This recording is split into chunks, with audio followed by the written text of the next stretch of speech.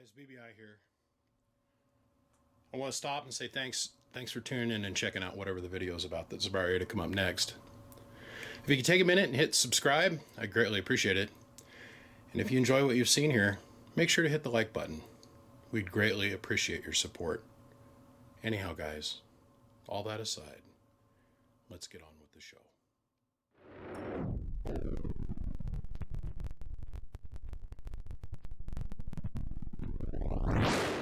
Well, now that I've had a chance to look at the inside of it, I'll let you all look at it too. Gentleman's Sigma xr-3000. It's not a name that I am very familiar with, so I was doing a little bit of reading on the old internet porn gargler, and it was saying that not too many of these were imported in the 70s. This is an all-band, all-mode, 160 through 10 meter dual 3500Z amplifier. It's got Amprex tubes in it. Amprex pretty. I'm not going to bother to pull them out. This thing is in working order from what I understand, but we're going to run it through its paces and check it out. What I couldn't believe is the amount of shielding that was on this thing. Let's see, this lid goes on here like this. This is the lid. This is dual shielded. Okay. So this is the lid that goes on here. Then it's got another lid that goes on the bottom, another screen that goes on the bottom, then plus the outer skin, which we'll get to here in a few minutes. I love the RF shielding. I love it. Had a friend of mine the other day turn me on to a video of another gentleman that works on amplifiers, and I couldn't believe my eyes. I couldn't believe what I seen. This poor guy is trying to sell to his customers that it's a good thing to build your amplifier inside of a plastic container. Now, I'm not against that, as long as the plastic container's got a metal shield on the inside of it to help trap the RF inside. He's got like the heat sink bolted to like a Tupperware box, almost like a plastic container, a plastic project box, and then the amps inside of that. No. I felt so bad for the guy. I wanted to give him a hug. I was like, no, man. And then I went and read some of his Facebook posts, and I was like, oh, well, I get it now. It's just sad. Sad individual all the way around. Doesn't understand what he's getting into.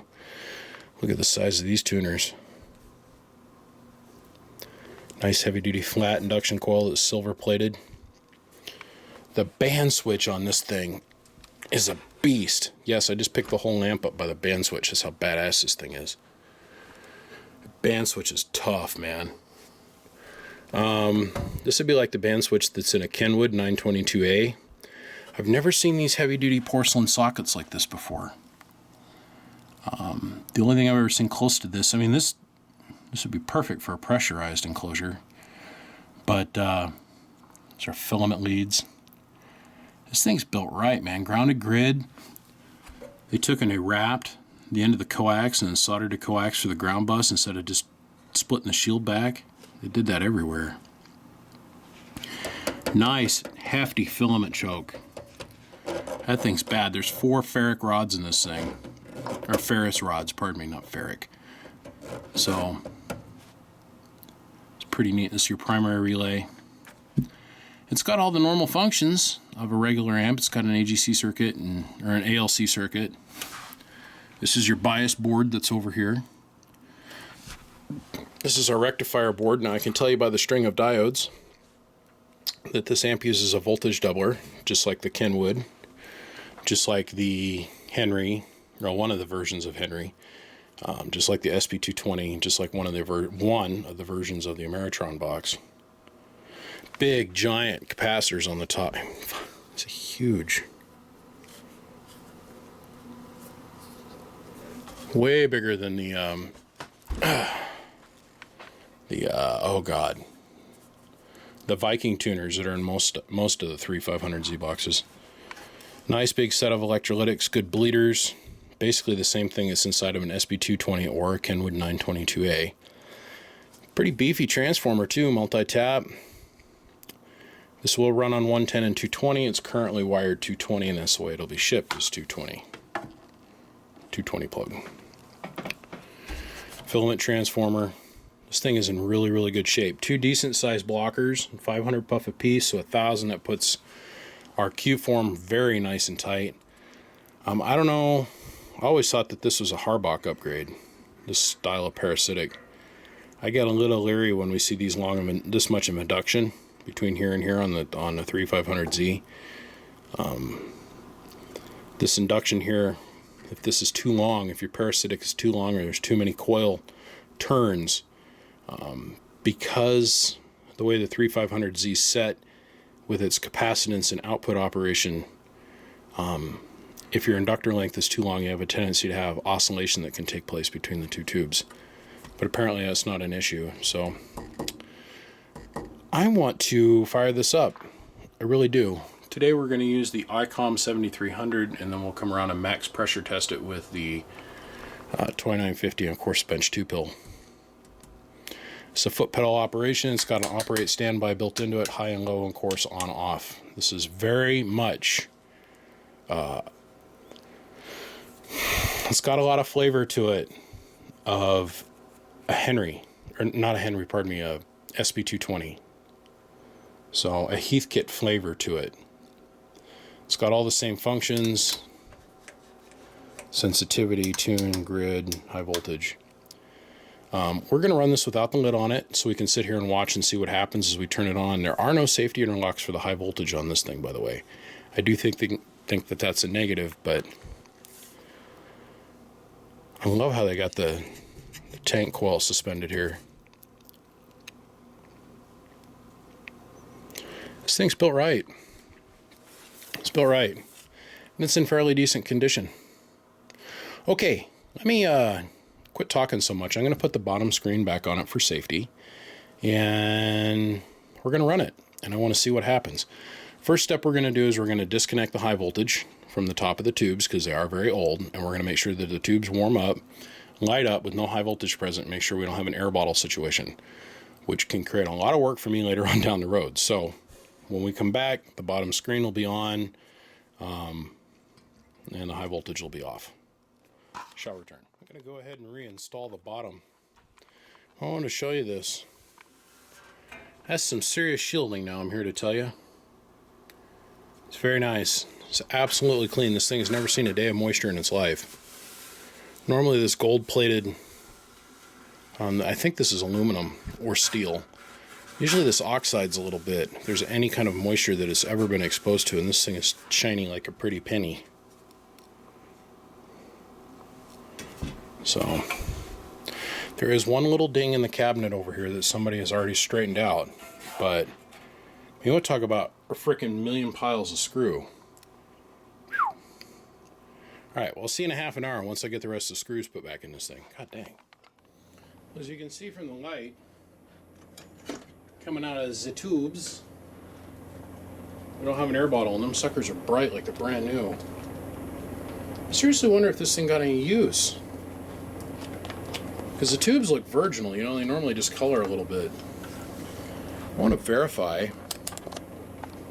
here real quick what we got on this thing for plate bolts, because if the meter on the front of this thing is reading accurately, this thing is going to be a hot box.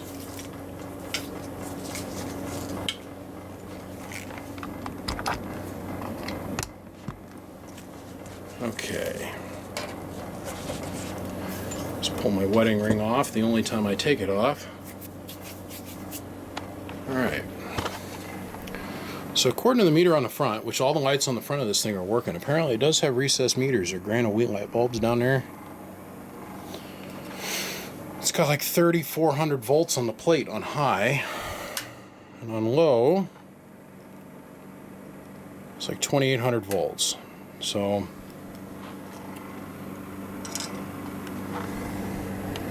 okay, 3,207. Oh, I wanted to point this out. I had this very kind gentleman call me the other day. He goes, "Man, you don't mind if I point out some stuff to you, do you?" And I'm like, no, I'm always open for criticism. That's the advantage of being me and being humble and knowing that you don't know everything, because no one knows everything. I like to get input from other people. And he called me, he says, man, he goes, don't take this the wrong way, but there's some little things in your video that we love. The group of guys that I hang out with, we love you, dude. We love what you're doing. We love how you're working on everybody's stuff. You're not afraid of it. He goes, but there's a couple little things that I want to critique you on. I said, oh, okay, go ahead. You know, because either the guy's going to be a complete asshole, right? Or he's going to be totally cool about it. And he goes, well, I want to point something out to you that you consistently are mistaken about. Not that you're wrong, I'm mistaken, right? And I said, okay. He goes, well, you know your 10-to-1 probe? And I said, yeah. And he goes, it's not a 10-to-1 probe. It's a 1,000-to-1 probe. And as soon as he said it, I went, goddamn mother effer, right? Look at the digits. I've said 10-to-1 now for years, right? Years and years, and nobody's ever called and pointed it out to me. Here, let me reprobe this. It's reading 3.1 or 3.27 volts, right?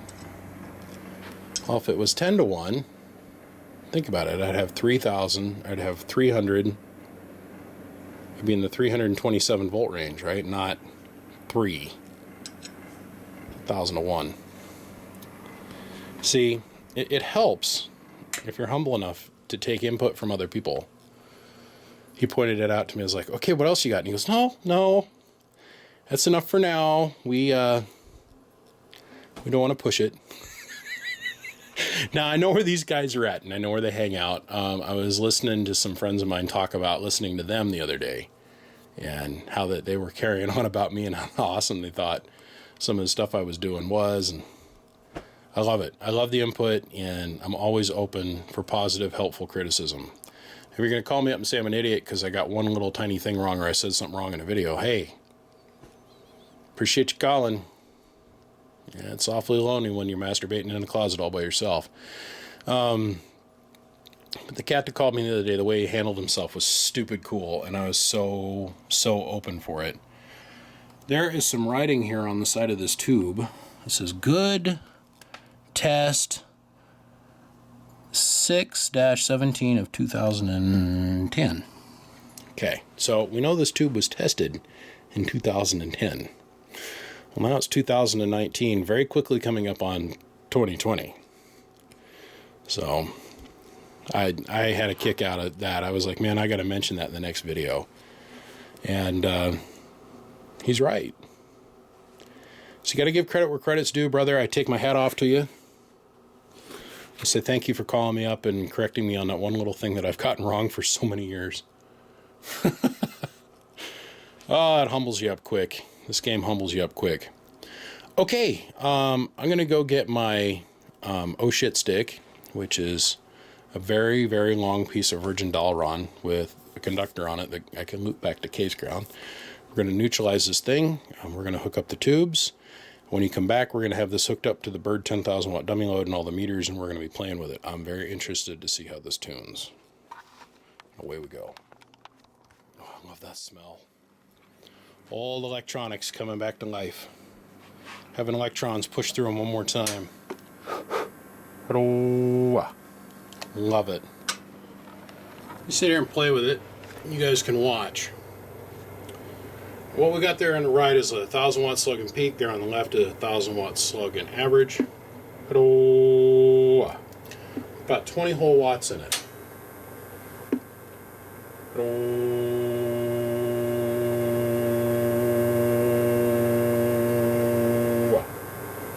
All these tubes are good. The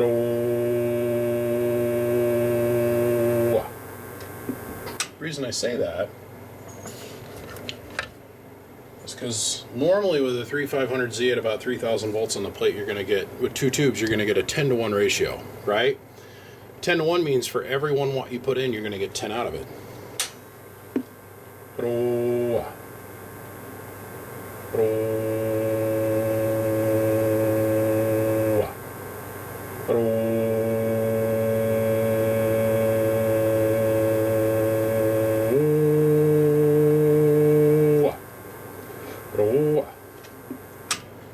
not even pushing this thing hard. Okay, so we're just playing with it on the 10 meter band. Let's fire up the old ICOM here. Let's actually start playing with it on the HF bands where it's going to live. So we're on 100 or 1.990 megahertz. So right at the top end of the 160 meter band, which, you know, the SP220 doesn't have. And anyhow, we're sitting right at about 8.5 and 5, just for a reference. I want to show you this.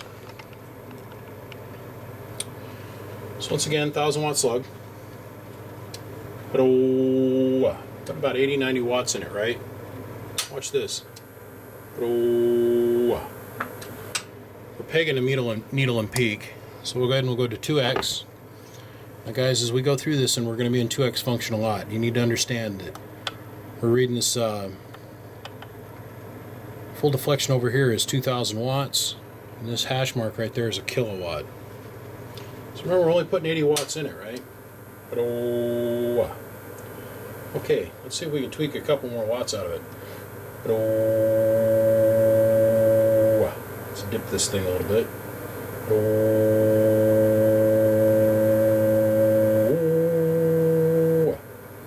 but oh,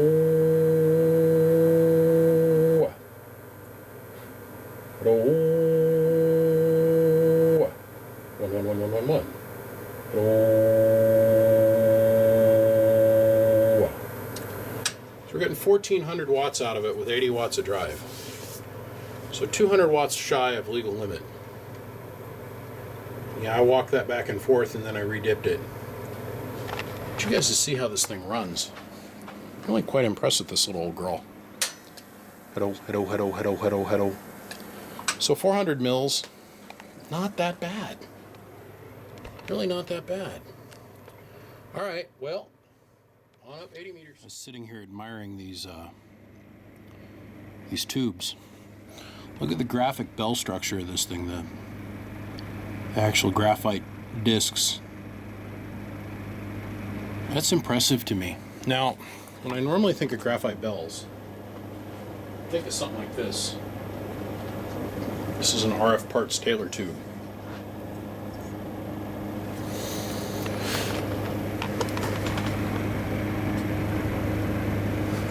Here. These things are beefy. Way pretty. All right. So now we're on 80 meters. Right here. Whoop, whoop, 80 meters. Okay. And I guess I should actually start pretending like I'm not playing around here. This is a 50 watt 0 through 30 megahertz. And the reason I have to use a 50 watt slug and not like a 5 is because they don't make a 5 watt slug that is good for 0 through 30 megahertz. So using a 50 watt slug in reverse. Hello, hello. I'm making power now. Input tune, hello, hello, hello, hello, hello, hello. Perfectly happy, just a couple watts. Here's our output power in 2x. Like I said, guys, I'm going to be spending a lot of time in 2x here in this video. So remember, right here's 1,000 watts, that hash mark right there. There's 12, 14, 16, right? Hello. So about 1,500 peak. Hello. Hello. See, it wants to give us more. Hello. Hello. Hello.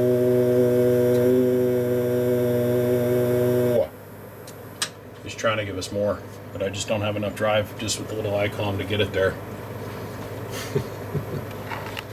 It's working really good. So just below 4 is where we're at on the tune. And on the load, we're all the way over here between just a hair over 10. So if you do end up purchasing this thing, you know exactly where to tune this thing, and you're not going to be chasing it for a while. It's the hardest that you'll ever be on the tubes, ever, is retuning it. Ever. Taking it in and out of tune is so hard on the tubes.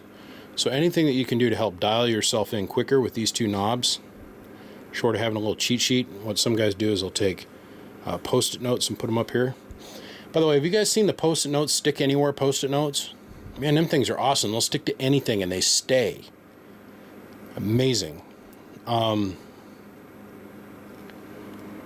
Here, I'll just do a plug, straight up plug. The new Extreme Post-it note stickies. I got a sample of these. I got a whole handful of samples from my goddaughter here a couple days ago, or a couple weeks ago. And amazing. They stick to anything. Water resistant, the whole 9 yards. Okay, so moving on up to the east side. That deluxe. Well, now we're all the way down on 40. All right. Our load is going to be right on dead nut 7, and our tune is going to be just below 6 here. That side of 6. I'm really impressed. This thing works really good. By the way, guys, we're going to price this because we don't. This is a rare find, but it's not like, oh my God, gentlemen, we found the Henry 8K, the rarest unicorn horn of them all. By the way, the only Henry left I have not worked on, reviewed, or had done a video of it yet. If you're out there and you've got one, keep me in mind. And it's not working, please keep me in mind. Please. All right, so once again, we're in the 2x position in the peak meter again. So let me show you drive. Remember in 2x, that's 100 watts, 80 to 100 watts.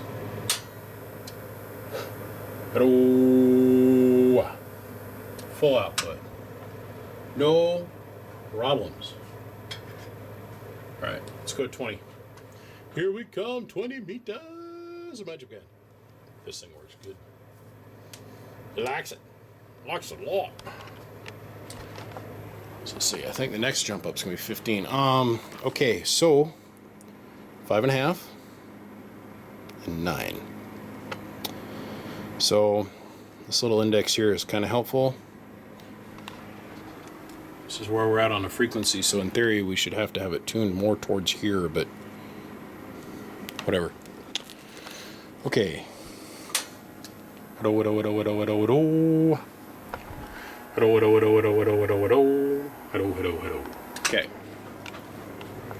Let's go over here once again. This thing likes it. Likes it a lot. It's the most we've seen out of it yet with a little 80 or 100 watts of drive.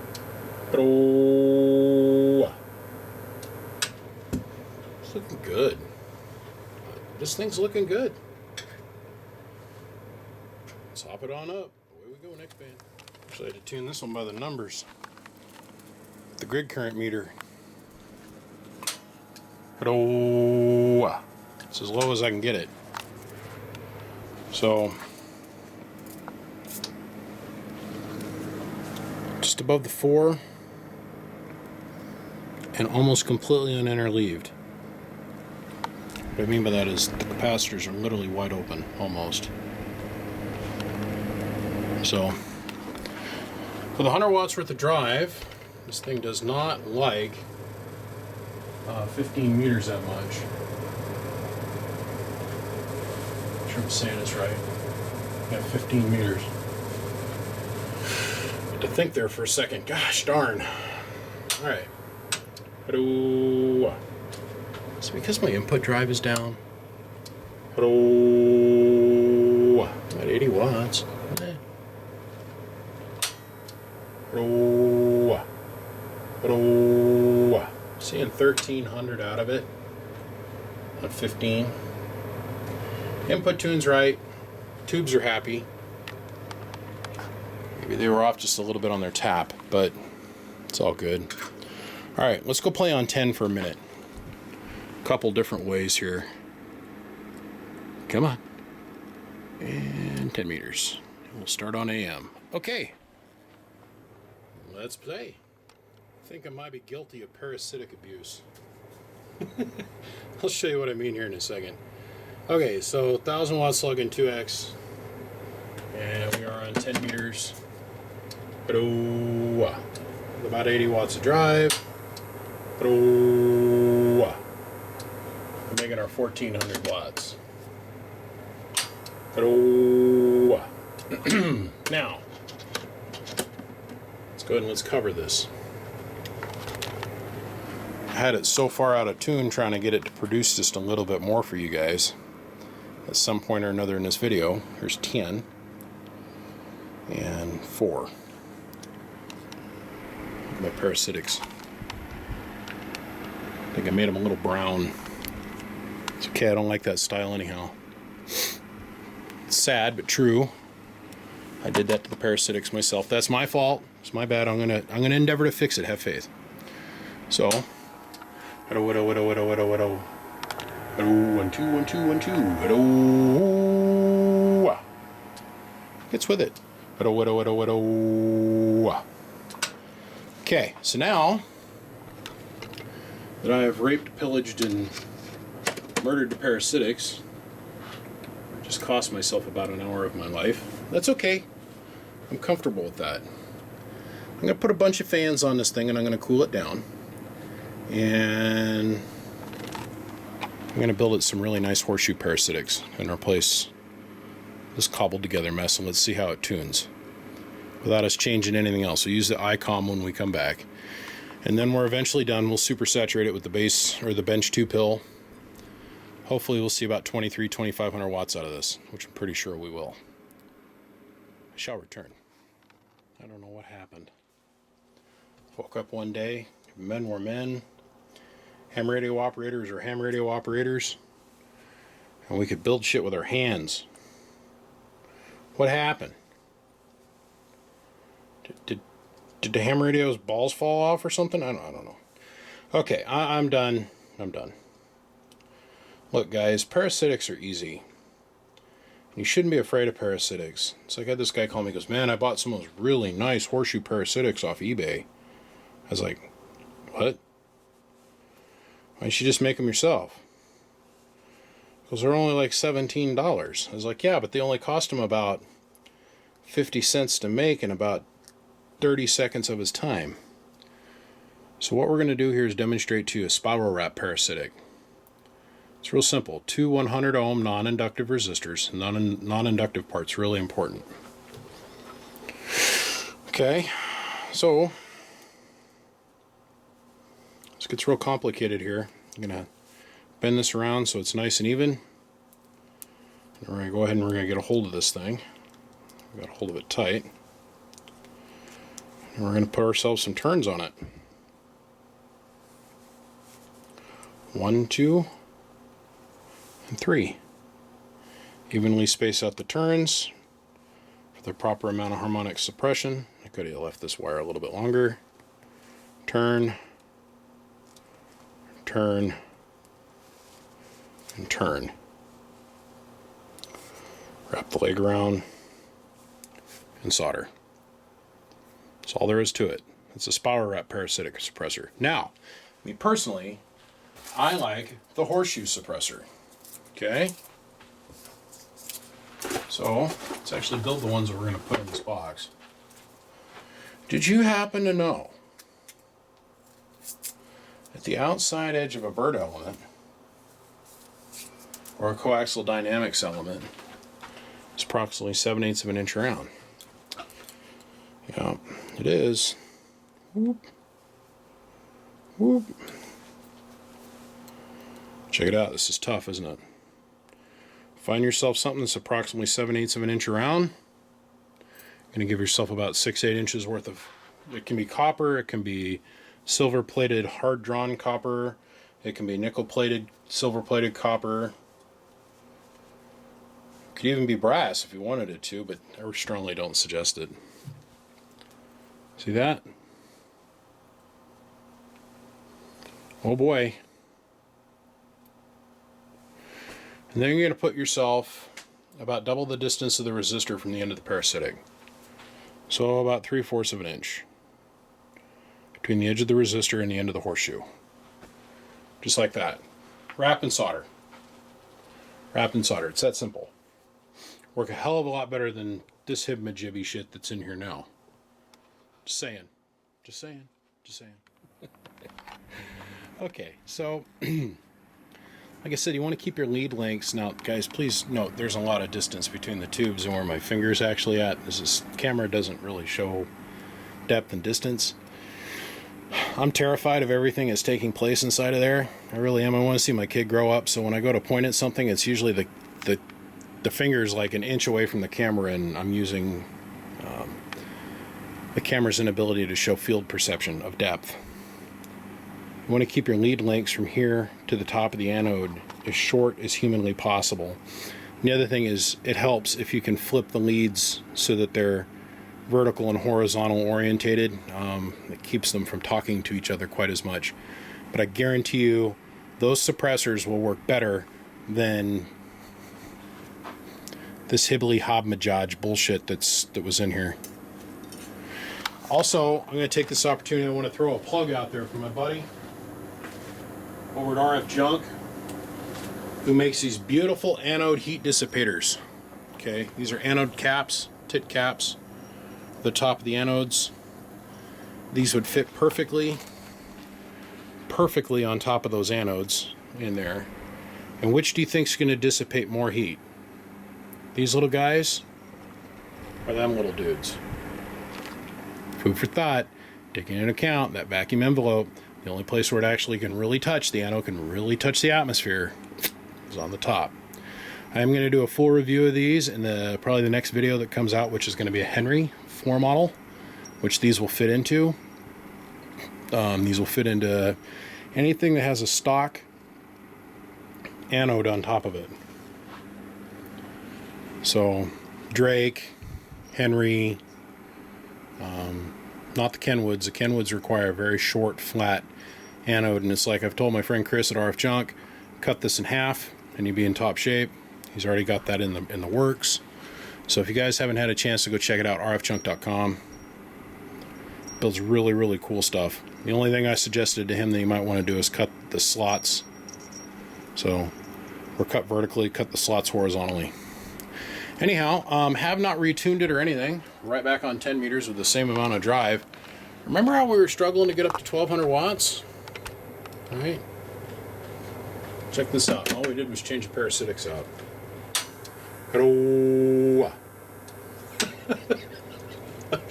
300 some more watts my way. Oh no, 400. Let's see, where'd that go? Hello. Yeah. Oh boy. Okay, so 1,000, 12, 14, 16. So we're seeing legal limit now. I don't think it's going to give us any more than that.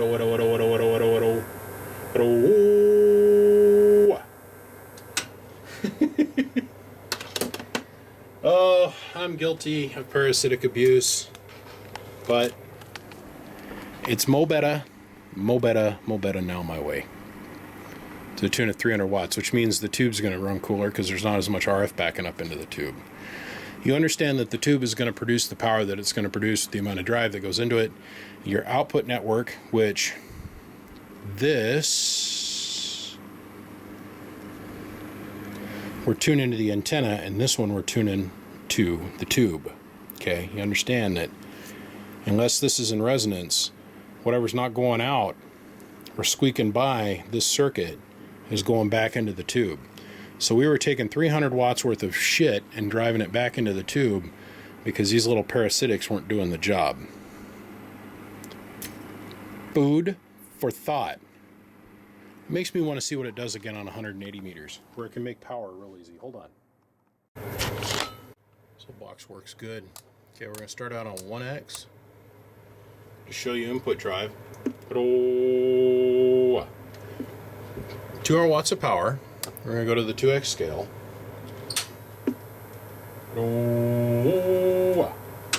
Bury it off the scale. So now we're going to go down to the 5X scale. So now we're going to read the center.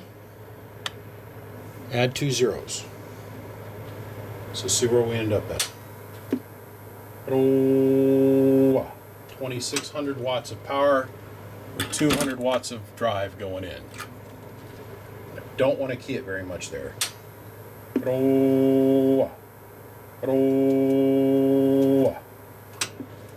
So thing screams and gets with it with 200 watts of drive.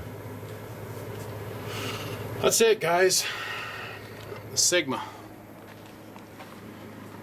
xr-3000. It's for sale. We're not going to ask a whole awful lot for this. I don't actually own this. I'm selling this for a friend of mine, and I think he's into this for what he's into it, and he's asking $1,600 plus the ride. And I feel that that's a very, very fair number for a dual 3500Z box with original Amperex tubes in it that obviously can perform. I mean, like, perform. So give me a call, shoot me a text, shoot me an email, reach out, make the connection, and let me know what I can do to help you. Gentlemen, my name is BBI, and without a shadow of a doubt, I'm the biggest mud duck in Idaho. Come check out my webpage, www.bbiamps.com. You can find me on Facebook, Twitter, Snapchat, and Instagram. This thing's in really, really good shape, and it's a really quick, easy way to get to legal limit power with really, really good tubes. The tubes will come separate from the amp, so it'll be sent to you in 2 parts. And I bet you the shipping's only going to be about maybe $100, maybe $125, which isn't too bad. 1,600, guys. Give me a shot. Let me know. Bump up. See you. Bye.